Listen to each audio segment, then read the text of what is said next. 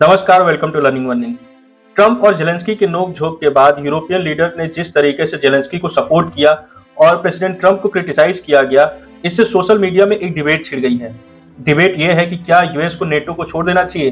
क्या यूएस जिस तरीके से प्रोटेक्ट करता है यूरोपियन यूनियन को, उसको अब प्रोटेक्ट करना छोड़ देना चाहिए? और ऐसे ही एक पोस्ट के ऊपर इलॉन मस्क ने जब ये रिप्लाई किया कि आई एग्री, तो जो बहस थी वो और इंटेंसिफाई हो गई। दूसरी तरफ x NATO chief admiral James ने वार्न किया है नेटो को और यूरोपियन यूनियन को कि अगर वो यूएस के साथ अपना रिलेशन ठीक नहीं करते हैं तो नेटो जो है वो खत्म हो सकता है।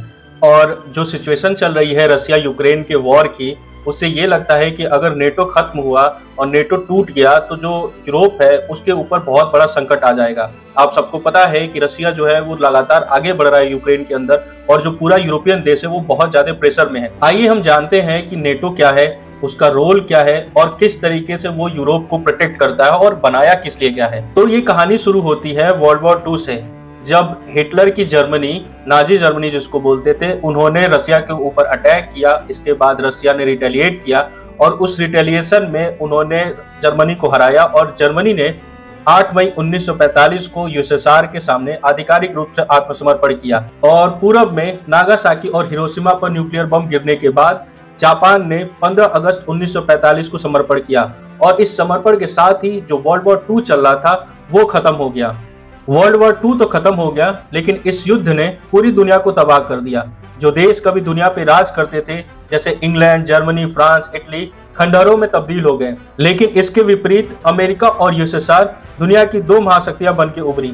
पूरी दुनिया इन 2 महाशक्तियों के साथ 2 धड़ों में बट गई और समय के साथ अमेरिका और सोवियत संघ के बीच तनाव बढ़ने लगा। सोवियत संघ ने पूरी यूरोप के कई देशों पर नियंत्रण करना शुरू किया।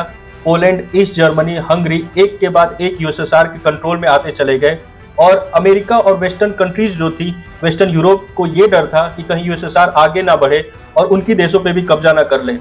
इस डर की वजह से यूरोप और अमेरिका ने महसूस किया कि अगर वे एक साथ नहीं आए तो सोवियत संघ उन पर भी हमला करके उन पर कब्जा कर लेगा। इस डर और उदासी के माहौल में 4 अप्रैल 1949 को अमेरिका की अगुवाई में जो वेस्टर्न यूरोप के देश हैं वो नॉर्थ अटलांटिक ट्रीटी ऑर्गेनाइजेशन का गठन करते हैं, जो नेटो के नाम से प्रसिद्ध होता है। इस ट्रीटी में आर्टिकल 5 को शामिल किया गया। आर्टिकल 5 ये कहता है कि अगर किसी एक सदस्य देश के ऊपर हमला किया जाता है तो ये हमला नेटो के ऊपर हमला माना जाएगा और जितने भी देश हैं वो इसका बदला लेंगे। आर्टिकल 5 का उपयोग अभी तक सिर्फ एक बार हुआ है, जब अमेरिका के ऊपर 9/11 का हमला हुआ था और इस हमले के बाद नाटो ने अमेरिका का समर्थन किया और अफगानिस्तान में आतंकवाद के खिलाफ लड़ाई लड़ी। इसके अलावा नेटो ने अलग अलग जगहों पे भी ऑपरेशंस किए हैं, जैसे 1999 में कोसोवो युद्ध के दौरान सर्बियाई सेना को रोकने के लिए एयर स्ट्राइक करना, या 2011 में लीबिया में गद्दाफी के खिलाफ ऑपरेशंस करना। हालांकि जो लीबिया के ऊपर ऑपरेशंस नेटो ने किया था उसका बाद में बहुत क्रिटिसिज्म हुआ, क्योंकि वो वेग माना जाता है कि वो रिजीम चेंज ऑपरेशन था। और अगर हम वर्तमान में बात करें तो रसिया यूक्रेन वॉर के दौरान यूक्रेन की सेना को ट्रेनिंग देना और रसिया के ऊपर दबाव बनाए रखना इसका सबसे इंपॉर्टेंट काम है। लेकिन नाटो के ऊपर सबसे बड़ी चुनौती जो है वो रसिया से नहीं है या पुतिन से नहीं है, बल्कि यूएस और यूरोप के बीच में जो दूरियां बढ़ रही हैं उनसे है। आप सबको पता होगा कि कुछ दिन पहले प्रेसिडेंट ट्रंप और जेलेंस्की की मीटिंग हुई थी और उस मीटिंग में जो कहासुनी हुई, इसके बाद ट्रंप ने यूक्रेन को जितनी भी एड मिलती थी उन सबको बंद कर दिया है। लेकिन अगर हम इससे पहले बात करें, जब ट्रंप का पहला टर्म था और 2017 के आसपास जब ट्रंप नेटो समिट में शामिल हुए थे, उस समय बहुत विवाद हुआ था।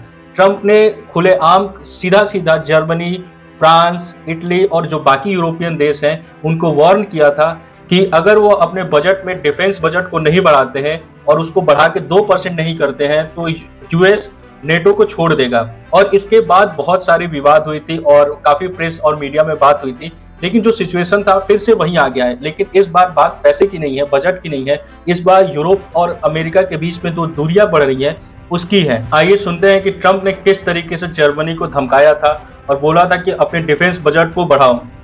Germany is just paying a little bit over 1%, whereas the United States in actual numbers is paying 4.2% of a much larger GDP. So I think that's inappropriate also. You know, we're protecting Germany, we're protecting France, we're protecting everybody, and yet we're paying a lot of money to protect. Now, this has been going on for decades. This has been brought up by other presidents, but other presidents never did anything about it. because I don't think they understood it or they just didn't want to get involved. But I have to bring it up because I think it's very unfair to our country. It's very unfair to our taxpayer.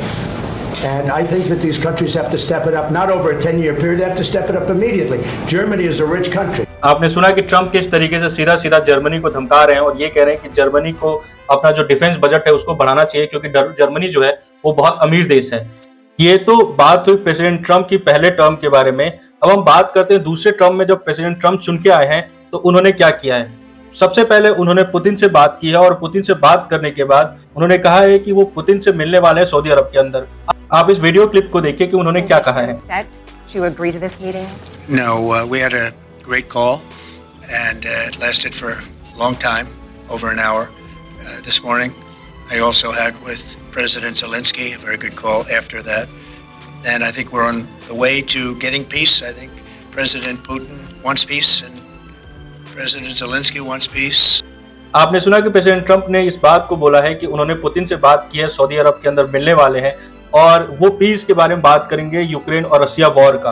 तो अब ये सारी चीजें चल रही थी, लेकिन इसके बाद फिर जेलेंस्की व्हाइट हाउस में प्रेसिडेंट ट्रम्प से मिलने आता है और वहां पे जो कुछ भी होता है, आप मेरा इसके पिछला जो वीडियो आप देख सकते हो उसमें कि कैसे विवाद होता है। और इसके बाद जितने भी यूरोपियन लीडर हैं सबने जेलेंस्की को सपोर्ट किया और प्रेसिडेंट ट्रम्प को क्रिटिसाइज किया इनडायरेक्टली। और इस वजह से यूएस और यूरोप के जो लीडर हैं वो एक दूसरे से दूर होते जा रहे हैं और अगर ऐसा ही चलता रहा तो जो नेटो है वो टूट जाएगा। अगर नेटो टूटता है तो उसका जो इम्पैक्ट है वो पूरे दुनिया के ऊपर होगा, क्योंकि आप जानते हैं कि नेटो जो कंट्रीज हैं वो बहुत बड़ा ग्रुप है, 32 देशों का ग्रुप है और दुनिया की सबसे पावरफुल एक आर्म ग्रुप मानी जाती है। तो अगर वो टूट जाती है तो जो रसिया और चाइना है वो फ्री हैंड हो जाएंगे। तो उनका जो दबाव है, आप जानते हैं कि चाइना ताइवान के ऊपर कब्जा करना चाहता है, तो वो आसान हो जाएगा उनके लिए। रसिया जो है उसको फ्री हैंड मिल जाएगा कि वो अब ईस्टर्न यूरोप में कुछ भी कर सकता है। तो यूरोप के लिए ये जरूरी है कि जो उनका रिलेशन है यूएस के साथ उसको वो सुधारें, और अगर वो ऐसा नहीं करते हैं तो आप जानते हैं कि नेटो के टूटने के बाद जो वेस्टर्न कंट्रीज हैं उनको अपना डिफेंस बजट बहुत ज़्यादा बढ़ाना पड़ेगा। तो जो एक पैम्पर्ड सोसाइटी है यूरोप की, जो कि सोशल सिक्योरिटी के लिए मानी जाती है, हैप्पीनेस इंडेक्स हो या जो भी इंडेक्स है उसमें टॉप करती है, वो सारी चीज़ें उनसे छीन जाएगी तब, क्योंकि उनको डिफेंस में बहुत ज़्यादा खर्च करना पड़ेगा। तो अलग अलग चीज़ों में अलग अलग जगह खर्च होगा। तो इस वजह से यूरोप की जो कंडीशन, जो लिविंग स्टैंडर्ड है उस पर भी इम्पैक्ट आएगा। अब देखने वाली बात यह है कि यूरोपियन कंट्री जो है बिना यूएस के कैसे सस्टेन कर पाती हैं, क्योंकि आप जानते हैं कि जो पावर है वो यूरोप का वो यूएस से आता है, और अगर यूएस नहीं रहेगा, नेटो नहीं रहेगा, तो किस तरीके से यूरोपियन कंट्री जो है वो रसिया को रोकती है और किस तरीके से वो यूक्रेन को सपोर्ट करती हैं। क्योंकि आप जानते हैं कि जो रसिया है वो अगर दबाव में आता है तो बस यूएस की वजह से दबाव में आता है, और अगर यूएस नहीं होगा तो रसिया को फ्री हैंड मिल जाएगा। इसके अलावा चाइना को भी फायदा होगा। तो देखने वाली बात यह है कि जियोपॉलिटिक्स कैसा टर्न लेती है। दोस्तों, अगर आपको हमारी वीडियो इन्फॉर्मेटिव लगी हो, अच्छी लगी हो, तो प्लीज लाइक और सब्सक्राइब करें। धन्यवाद।